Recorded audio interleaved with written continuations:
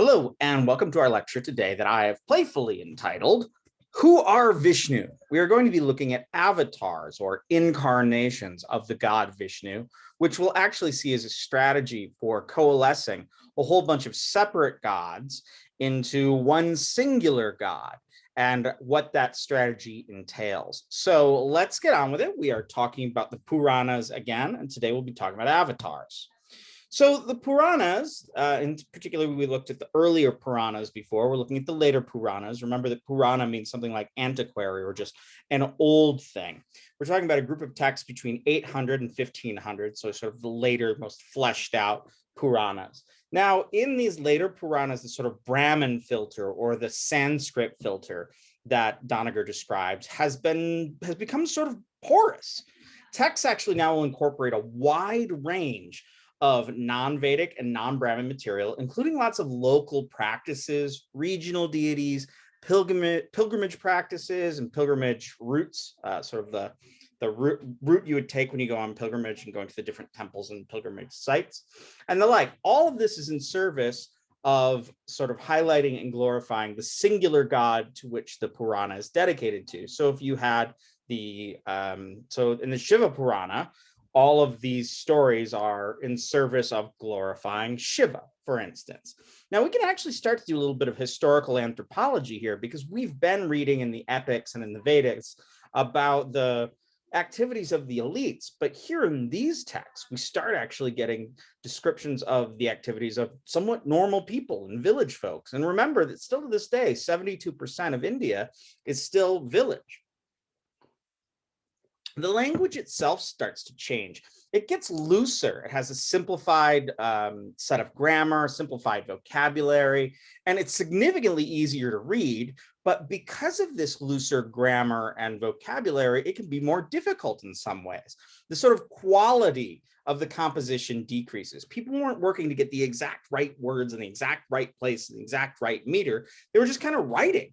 So as such, misspelled words are common. Grammatical irregularities are common. Sometimes you just have to look at that and just look at the words and take a guess, because they don't provide enough grammar in the text.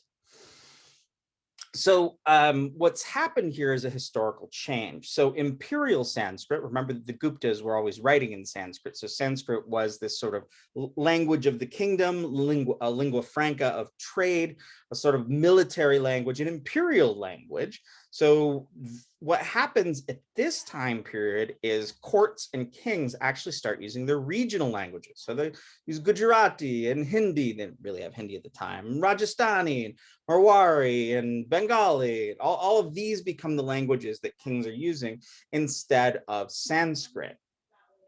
Now, at the same time, the Sanskrit language starts to get a little bit more open. We start to see all this new material come into it in the Puranas. So we have this, I like to think that what happened was Sanskrit, the language, or people that spoke Sanskrit, realized that everything was getting more porous. And in that way, they needed to find a way to make Sanskrit more valuable. So to make Sanskrit more valuable, they tried to just bring more and more stuff into it and sort of simplify the language. This openness of Sanskrit exists today, and the style of Sanskrit in the Puranas is very close to what we read in contemporary Sanskrit composition. So what's an avatar? I'm sure you've seen the movie Avatar. Then you have that television show, Avatar, The Last Airbender. And finally, which we don't really use anymore, but the word avatar, people used to know it because your online presence would be considered your avatar. But it comes from a Sanskrit word. It comes from the prefix ava and the root tree, which means like cross over or cross downward. The notion is that the deity has crossed downward into the human world. Now, one thing I want to be really clear to you, and I'm going to say this throughout, is like Rama and Krishna, when they were in the epics, they were thought to be gods at one moment and then men at the next. But this is not found they're not found as gods. Originally in the Mahabharata, you don't see Krishna described as Vishnu. He might be a god, but they don't really make the argument that he's Vishnu. And all the gods that we're going to look at today are considered later to be incarnation of Vishnu. So in the Puranas, you start to see this term avatar come up. You haven't seen it before. So starting in the 6th century, we get this idea of avatars, that one deity can be an incarnation of another deity, or that a person can be an incarnation of a deity. Now, avatar, I want you to think of avatar as a concept that is a deity that has become another deity or become a person, but it's also a process.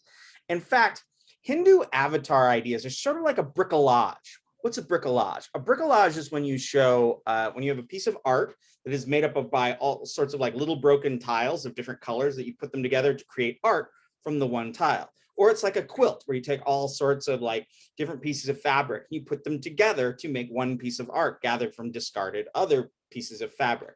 So bricolage or a crazy quilt is what I'm going to get at here. This is the sense that you have all these little gods.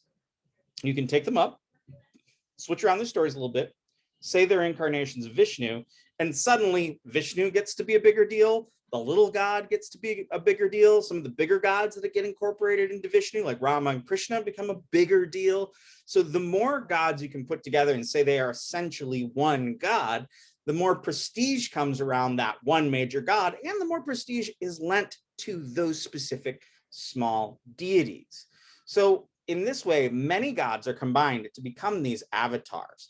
So to give you an example, there's a god named Jagatnath, from which we get the word juggernaut. Jagatnath means the Lord of the universe. And I'll come back to him at the end. Now, I love Jagatnath. Jagannath's a god who's very important to me. He's in Puri. I've gone to his big festival a lot of times. I was sitting in a graduate seminar one time, and a friend of mine who was a Hare Krishna at the time turned and said, "Oh yeah, I like Jagannath. He's just Vishnu." And I was like, "No, you do not say that. Jagannath is an independent deity."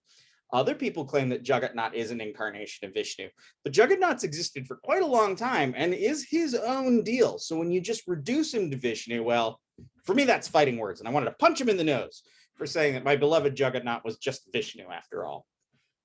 So we do need to respect this idea. We need to respect this very pious notion of the avatar, saying that, you know, if all of these gods are one god, we can be even more devoted to them. But we have to be careful with that theology and respect the fact that those gods are independent entities with independent origins. In this way, all the gods are not one. There's a phrase that's often said that all the mothers are one or all the goddesses are one in Hinduism. And you may remember I said, no, they're not. They are independent deities that later somebody says, oh, they're all just the goddess, or oh, they're all just Vishnu. This is kind of one of my big interventions in thinking about Hinduism and the Hindu gods. So the avatar concept is sort of ready-made for elites to absorb divergent gods. So if I can just walk into a village and say, oh, that's just Shiva over there, and then I can incorporate him into my system and say, oh, whatever you all are doing, that's just our bigger god. See how that works? In this way, also, if you were to go to India, you'd have a lot of Indians would say to you, and a lot of Hindus would say to you, when you're like bewildered by the diversity of gods, it's like, oh, all the gods are one, or oh, all those gods are just Vishnu, oh, all those gods are just Shiva. You don't need to get so confused. But when you do that, you're actually reducing the independence and diversity of these deities. It's also used to sort of justify confusions and contradictions. So for instance, Hanuman's behavior in the Ramayana, when you read this text, you're like, who is Hanuman? He's supposed to be the incarnation of the son of the wind, but some people will argue that he is an incarnation of Shiva. And if he is an incarnation of Shiva, that makes sense why he gets such easy access to Ravana. And it also lets you know how he has all these powers without himself being an incarnation of Vishnu. So avatar ideas are often used when making arguments about pilgrimage. So if I'm looking at one area of, say, Gujarat, and I see like 10 very specific temples I want to go to, and I'm trying to set up a pilgrimage route, if I say all those gods are just Vishnu, then I'm going on a Vishnu pilgrimage. And in that way, all of those sites get interlocated and get connected. Remember when I was talking about how after Daksha's sacrifice, the god Shiva picked up the wife of, or the corpse of his wife and danced across the universe, and everywhere a part of her body dropped became a Shakti Peeth, a temple to the goddess. That literally means like the goddess, where the goddess stoops. And in that way, all of those once separate temples and once separate goddesses are all unified as the goddess as a singular goddess. Now, there is a sort of interesting idea that Doniger brings up about evolution. Now, previously, these gods were not arranged in the ways that we see them today. These days, you see the earliest avatars of Vishnu that we're going to talk about in a second, like the boar and the fish, and it's sort of these animal incarnations, where people will look at it and say, well, look, it's the god Vishnu has evolved just like man has evolved, starting with a fish and then to an amphibious mammal and then to an actual mammal and then to a person. This idea actually comes from 1882, and there's a man named Keshab Chunder Sen, who is possibly influenced by a Westerner named Helena Blavatsky, and we'll talk about her later. And he noted that the different sort of body maps of these different incarnations who are avatars map onto Darwinian evolution. So then he says, oh, look, the avatars show that we always understood incarnation in this way and evolution in this way. And Hindus started depicting the avatars in a sequence that do look like the Darwinian evolutionary model. So is that odd to you? Is it odd that Hindus are like, oh, Darwinian evolution, sounds good, let's do that? Well, that's a very Hindu thing. Unlike in the West, where a lot of monotheisms will deny science or reject science in favor of revelation or a literal understanding of the Bible, Hindus perpetually find out a new thing about science and go, oh yeah, we had that along, and they just incorporate it right into their theology. String theory and quantum mechanics come along, we've had all of that. It's all Advaita Vedanta and non-duality.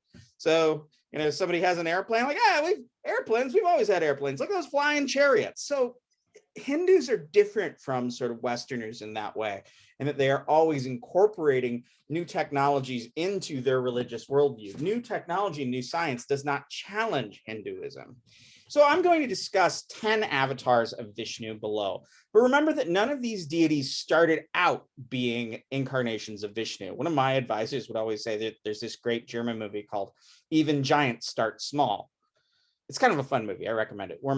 It's a Werner Herzog movie.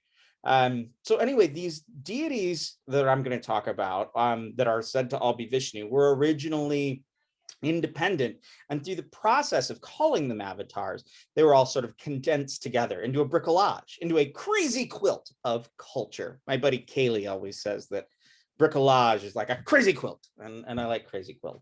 So usually there are 10 avatars, though sometimes there'll be 6, sometimes there'll be 19, but usually there's 10. And in a lot of these lists, the members of the 10 will differ, in fact. So Hinduism will often have a numbered list, but that list will have different constituents in many iterations. So I often say, because I study a style of magic called the 6 magical results, and I'll often say whether 6, 9, or 99, they're all called the Shatkarmani, the 6 results. This always drives students a little bit crazy, but it's a very kind of Hindu thing. When you're looking at lists in religions, the funny thing I was thinking about when I was thinking about these avatars just this morning was that when you ask Buddhist lists, like what's the Eightfold Path, they'll just rip those bad boys off. They'll say, what are the 5 bodhisattvas associated with Vairocana? Boom, boom, boom, boom. They just whip those things out. How do you articulate the understanding of the senses, and what are the 4 powers of each sense? Boom, boom, boom, boom, boom, boom. They have all these great lists, and they're consistent. With Hinduism, they're like, hey, what's the who are the 10 avatars of Vishnu? And some guy's over to the right listing off like 14, and other guy's like, there's really only 3. So when you get to lists in Hinduism, they're a little loosey-goosey.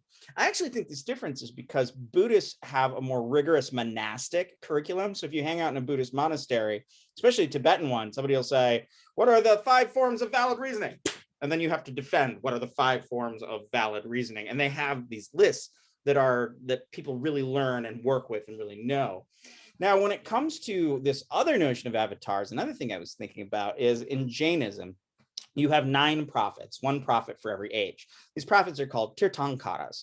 A Tirthankara is one who makes or founds the crossing from ignorance to liberation. And you have 9 of them in the different successive ages. And they're almost like little saviors that reveal the truth of Jainism in every age. I think this notion was around, Hindus heard it, and from this idea of a savior in every age, they thought that the gods would come in every age and would incarnate in a different way, especially Vishnu. All right, so let's get into it. The fish. I love the story of the fish, Matsya. So this is thought to happen in the first yuga. So remember, we have 4 yugas, and I'm going to try to remember to tell you the yuga of each incarnation, though I'm not going to go strictly. Well, like I said, there is no strict order on these. I mean, lately there is kind of a more strict order, but it's all over the place when we look into the history of the past. So this is in the Krita Yuga. The Krita Yuga is the first yuga. Krita meaning like the winning stage. Remember that the yugas are associated with throws of dice. The Krita Yuga is like, woohoo, I win. And the Kali Yuga is the losing dice. That's the era that we're in right now. It's snake eyes. It's you're out, you're done. It's the losing throw of dice. So this is happening in the first yuga. So you'll notice in the first yuga, things are a little bit more mythical sounding. Now, the story of a fish, and it saves mankind. Now, the story of a fish saving mankind will sound a little familiar to you. Can you think Noah? Can you think Jonah and the whale? And I'll come back to that in just a minute. But this story of a fish who saves mankind is old. In fact, we find its earliest version in the Vedas. So here's the story. There's a mythical king and lawgiver and civilizer, like a primordial culture bearer named Manu, which is the Indo-European root for man as well. So man. So Manu is given a fish one day and some water he's using for worship. And the fish says, hey, man, hook me up. I just, if you put me back in the water, I'm going to get eaten by a bigger fish and it's going to suck for me. And Manu's like, yeah, all right, fish, whatever. And he puts the fish in a tank and he says, you happy, fish? He says, yeah, since you hooked me up, man, there's going to be a big flood. It's coming. I'm going to save you from it. And Manu's like, whatever, fish. You're a weird fish. By the way, why can you talk? Why are you a talking fish? So he goes and he looks at the fish the next day, and the fish is too big for the tank he put it in. So, well, I got to put this fish in a bigger tank. And then it happens again. It's like day after day after day, he has to put the fish into a bigger and bigger tank until it is the size of a giant whale with a horn on its head. Trust me, the horn is important. So it's the size of this giant whale, right? And then it says, all right, buddy, you need to build a boat and you need to get all the rishis, the seers, the ones who reveal the Vedas, who are also kind of like superheroes. Get them, put them in the boat. Trust me, stuff's going to go down. The rains start. There's a huge deluge. There's floods.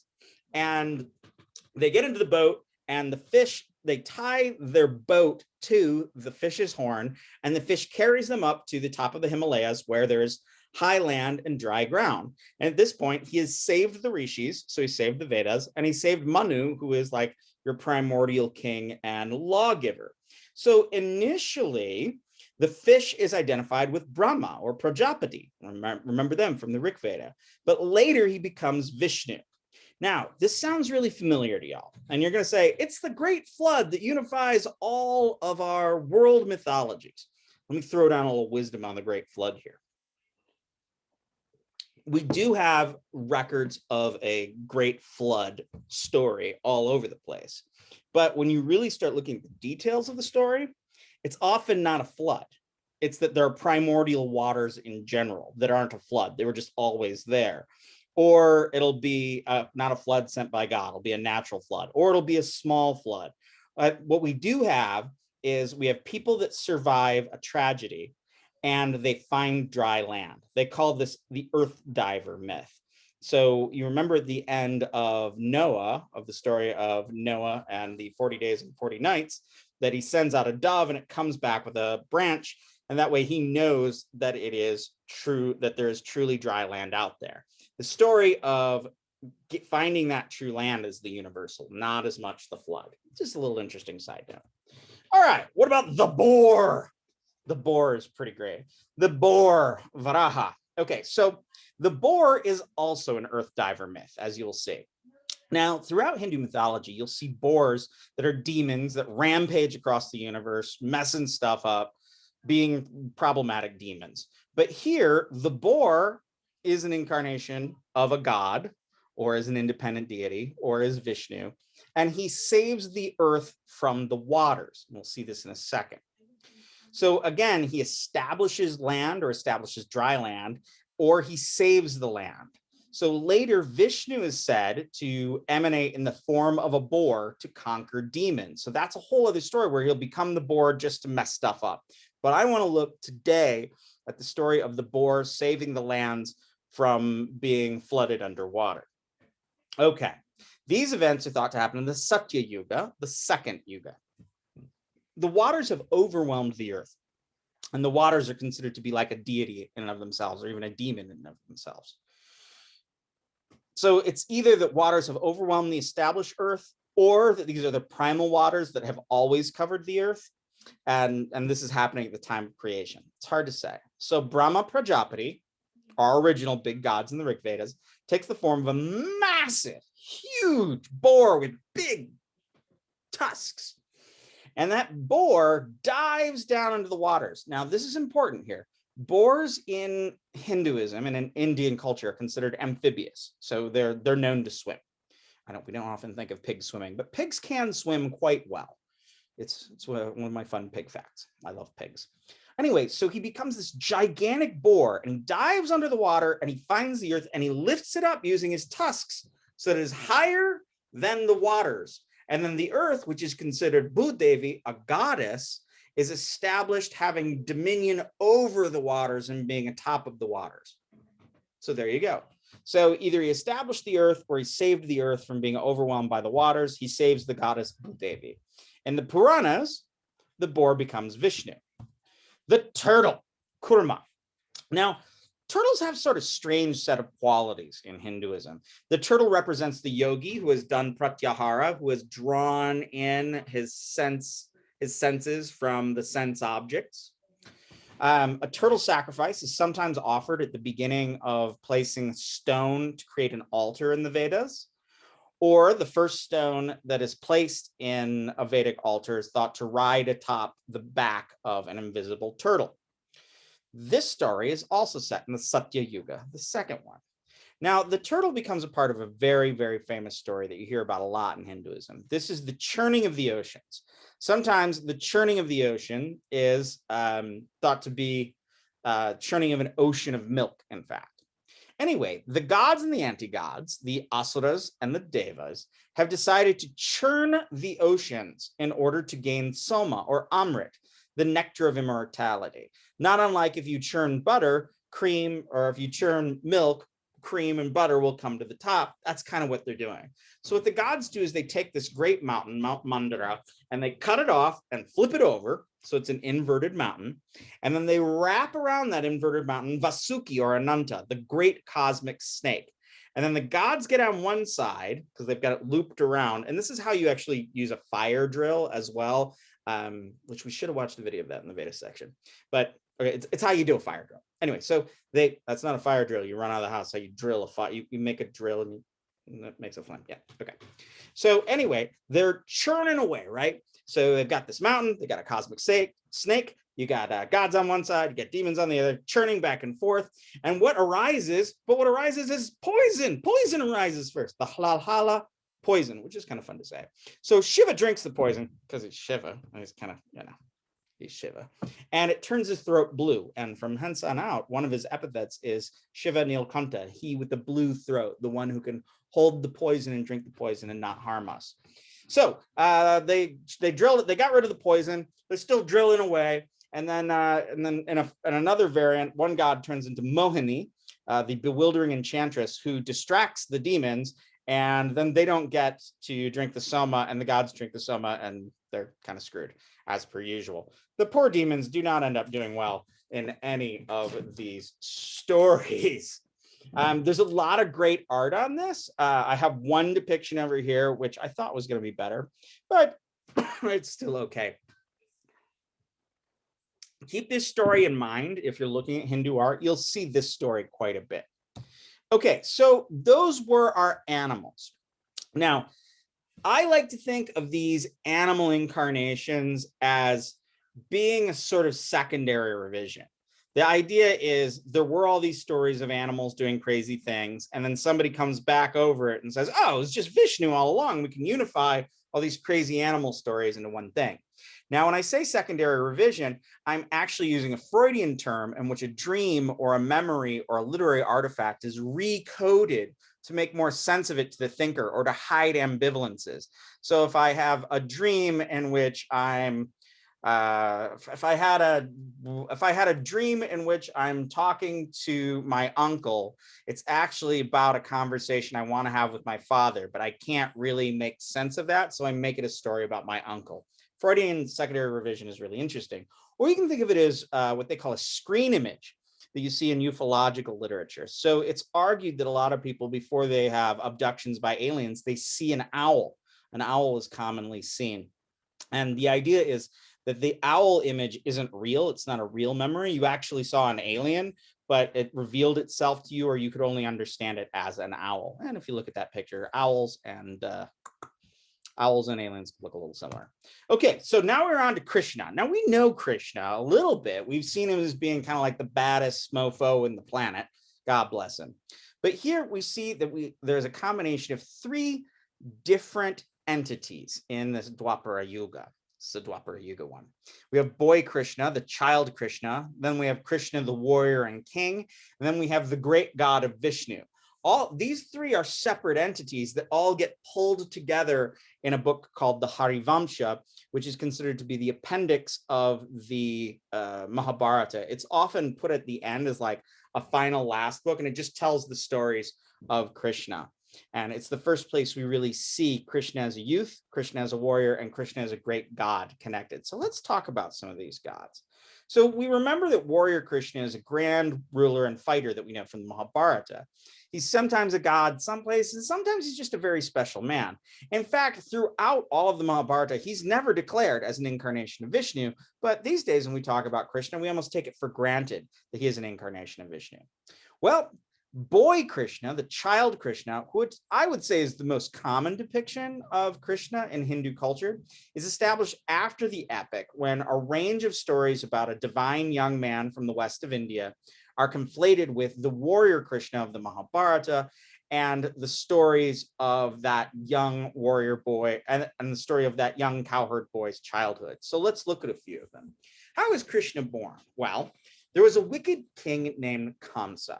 Now, Kamsa, it has been prophesied, will be killed by the son of Devaki and Vasudeva. Those are Krishna's parents. So he arranges to basically kill every child that Krishna's parents are going to have. When it comes to the last child, doesn't this sound a little bit like Bhishma and Ganga and all the children that are killed? So what happens is the last child is actually born a girl, and Kamsa kills the girl right away. Now, that girl was the sort of actually an incarnation of the Hindu goddess of sleep and illusion, Yogamaya. And when she dies, she becomes Kali, the black goddess of Bengal. Now, what had actually happened was that Krishna, as a little baby, or alternatively as an embryo, was swept away and given to a cowherd family. In some of these stories, the embryos are swapped so that the cowherd actually births Krishna as a fetus, and Krishna's mother actually births this female deity who is eventually killed by Kamsa. Now, sooner or later, child Krishna is going to grow up and he's going to kill Kamsa. But before that happens, he's going to hang out with and be raised by the Gopi cowherds for his entire childhood. Now, gopis, I can't remember the etymology on it. It's not a terribly good one. Are Gopala, the protectors of cows. So he's raised amongst and with and by clans of cowherds, even though he is a king.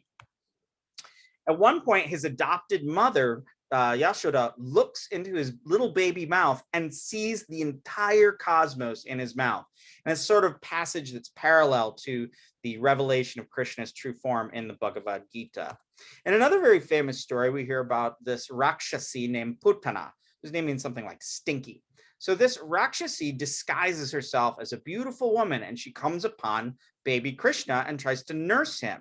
Her goal is to nurse him with her poison breasts. Her breasts are filled with poison. Krishna, being Krishna, simply drinks all the poisonous milk and actually drinks so much milk that her body shrivels up and dies. So he basically milks her to death. So her supposedly poisonous milk is just fine for him because, hey, he's Krishna. Now, what about Krishna as a sort of boy or a young man? In the stories of Krishna and a boy, and as a boy and a young man, we hear about him being very mischievous and sporting with the young gopi ladies. These lady cowherds are alternatively depicted as being his wet nurses when he's a little boy, or as being his sort of girlfriends when he's a young adult. Our depiction of Krishna here is usually of him playing flute. He's considered, like I said, very playful and mischievous. In one occasion, the ladies are, bathing, and the boy Krishna sneaks down and takes all of their clothing and goes up into the tree. Now, up into the tree, he's a little bit like a yaksha, but that's a whole other ball game. So the ladies just come yelling and hooting and hollering and praying to glorious Krishna to give their clothes back. And there's a lot of artistic depictions of this. In another case, Krishna is hanging out at a festival and all of the gopis want to dance with him because why not? He's Krishna. He's cool. He's really cool. And so he instead decides to multiply himself many times so he can dance with, sleep with, all of the various gopis. And one final story, oh, there he is. I have him dancing with the gopis a couple of times. Well, why not? And one final story I wanted to tell you about sort of youthful Krishna. We hear about Krishna Govardhana. There is a mountain called Govardhana, that which is rich with cows. Now, the gopis are having a little bit of trouble. There's torrential rains that are being sent down by that gnarly Indra, making a trouble for him. So Krishna merely steps out and he lifts with his one little finger the entire mountain. And all of the gopis, all the people, all of their herds, all of their everything they need can hide under that mountain and be protected from Indra's torrential rains. So again, here, Krishna is showing that he is greater than Indra. Now, Krishna is often depicted as being desperately and terribly in love. Now, remember that Shiva is in love with Parvati, but Parvati is his wife. When you generally see Krishna hanging out with a lady, it is Radha, his most beloved gopi. This is curious. She's not his wife. And in fact, he's married to several other women at this time. In fact, in Hinduism, people will often say that the type of intense emotion that's found in an adulterous affair is a greater intense love than any married couple could ever possibly have. I think there's a certain truth to this. Now, Hindus aren't advocating adultery, but when they're describing love poems, and especially love poems about separation, which they consider this viraga, the separation of love and separation from the beloved, is considered sort of like the most intense and important type of love. They generally will depict these feelings between people who are not married, who are often in an adulterous affair. Now, Bhakti, which we'll talk about soon, is a religion of devotion. It is all about love and devotion and surrender over to a god. Radha is considered to be the most perfect devotee because of her complete love for and the complete love she receives from Krishna. In later texts, she even develops some agency, being seen controlling and even dominating Krishna. We don't see this in the earlier phases. So all of these stories come together from Western India and they connect them with Krishna from the Mahabharata. And then you see a style of religion from the South worshiping Vasudeva or Vishnu. And that is brought in to give a theological understanding that there is one entity that is all of these figures, and they all become one, and they do become Krishna. See how avatars can get a little complicated. All right, Rama with a bow. This is Rama from the Ramayana. This is in the Treta Yuga, the Yuga right before our Yuga begins.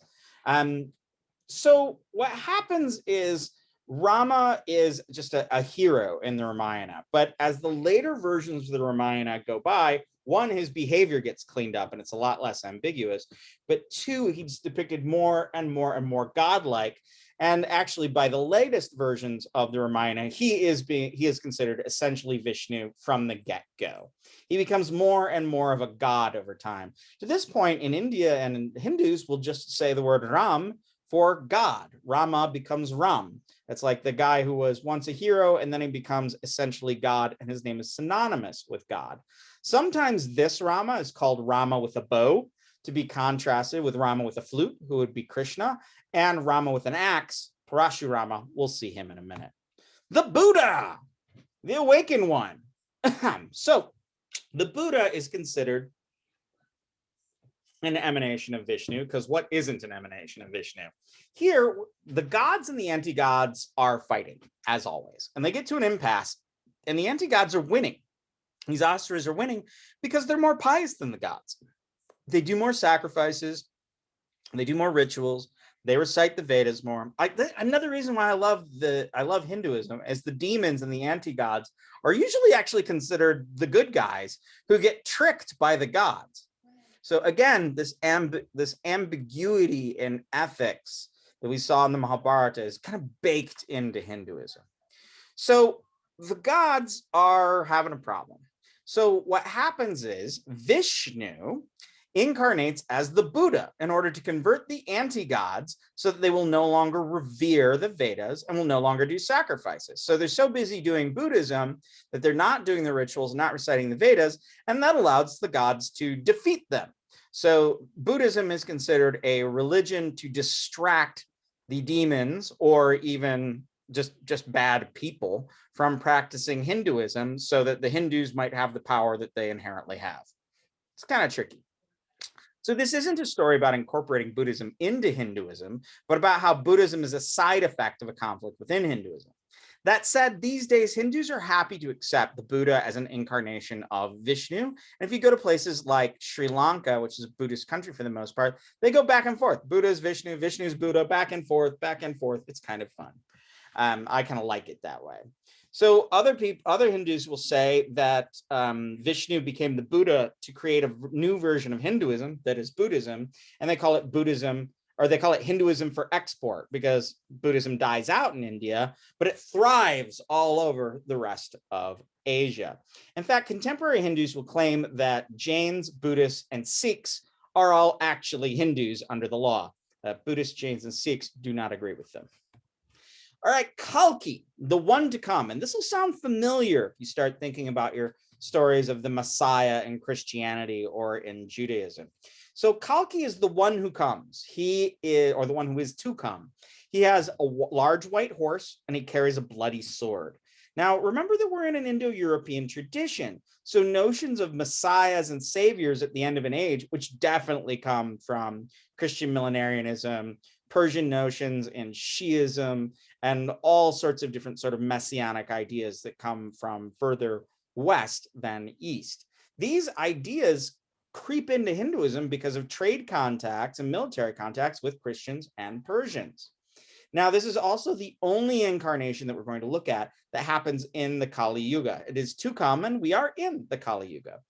Kalki is thought to come and slay all of the oppressors of Hinduism and establish a glorious Hindu rule. Well, where does this come from? Well, in Buddhism, there's a text called the Kalachakra Tantra, in which it actually describes the Muslim invasion of India, as they definitely call it an invasion, and say that Kalki will come and bring great machines of war to kill all the Buddhists or to kill all the Muslims and establish a golden age of easy practicing Buddhism where everybody can get enlightened.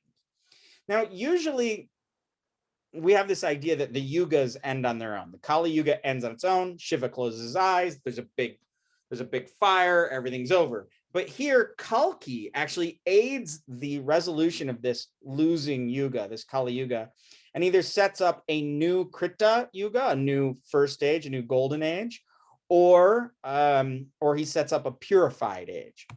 All right, Parasurama. Rama with the axe. This guy is probably my favorite incarnation of Vishnu, and he's an entity in and of himself. So he is a Brahmin warrior. He's often known as Rama with an axe.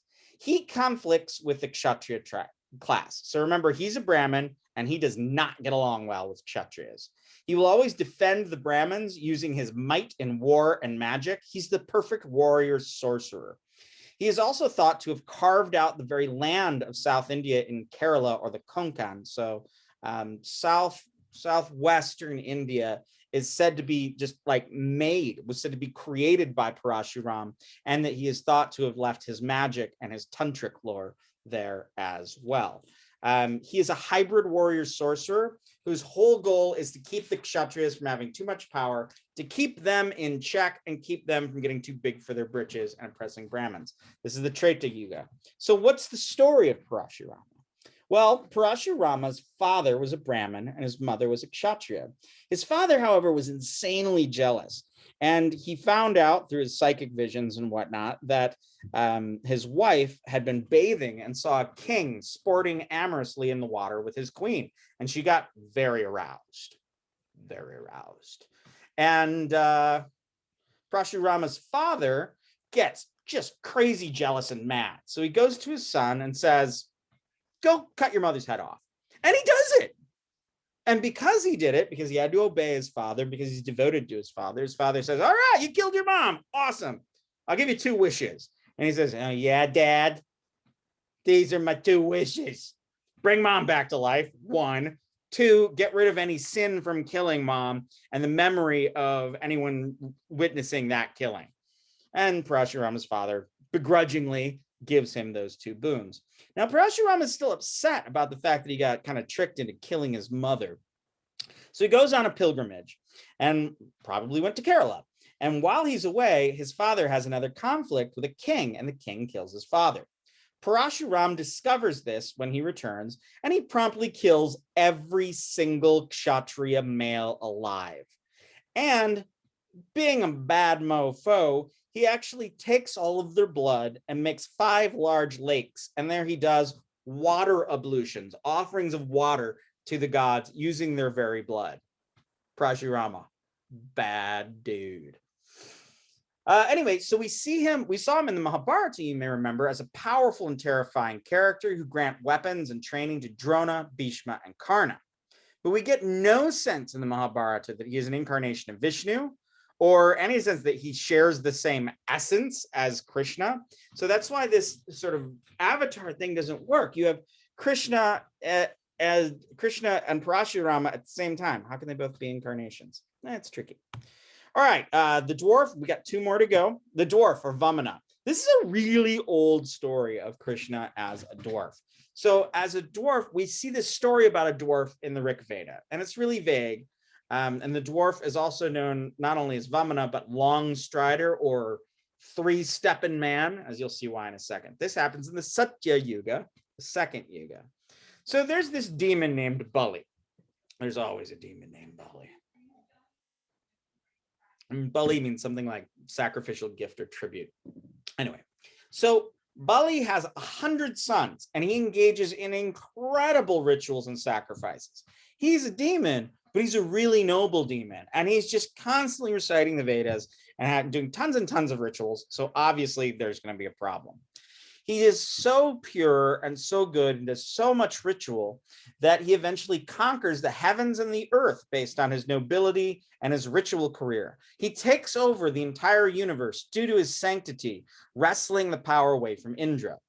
Eventually, a dwarf comes forward. He's named Vamana. Bali quite likes him. He says, oh, you're a really good guy. Does rituals with him. Seems great. And he says, you know what? You're a good dude. You're devoted to me. You're helping me do these rituals. I'll tell you what. I will grant you a space in my rituals. And like, I'm going to keep doing tons of rituals. You can have this little chunk of an area where you can do rituals too. And, you know, the dwarf says, sure. And Bali looks at him and goes, how much space should I give him? I don't know, he's got these stubby little legs. You can have however much ground you can cover in 3 of your stubby little leg strides. The dwarf takes on a huge giant form, and in 1, 2, 3, he actually strides the entire universe. And at this point, Bali has to say, well, all right, I guess you get the 3 worlds. So the 3 worlds are restored to Indra, and the demons are returned to the underworld. All right, last god, Narasimha. My second favorite god, my second favorite incarnation, and one of my favorite pieces of art, in fact. He's the last incarnation that's incorporated. We find him in the Vedas. It's supposed to be in, I think, the Satya Yuga or maybe the Treta Yuga. I can't remember right now. But anyway, he's the last one. We don't see him in the Mahabharata. We don't see anything about him in the Vedas. This is the last. This is the last of the incarnation. So he's half man and he's half lion, and he's all business. Half man, half lion, all business. but he's also a great yogi and a ferocious tantric deity. So you see him in the center there, the man lion, you see him meditating as a yogi. In fact, we have a whole bunch of yoga texts ascribed to him. I've been reading through a couple of different tantric magical texts that are dedicated to Narasimha. So he's a late incarnation, but he's one that contains a lot of these really important sort of like religious movements such as Tantra and yoga. So anyway, here's the story.